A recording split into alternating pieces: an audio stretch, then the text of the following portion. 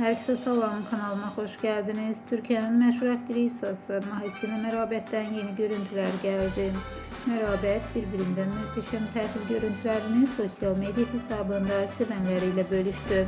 Hemen görüntüler izleyicilerin marağına sebep oldu.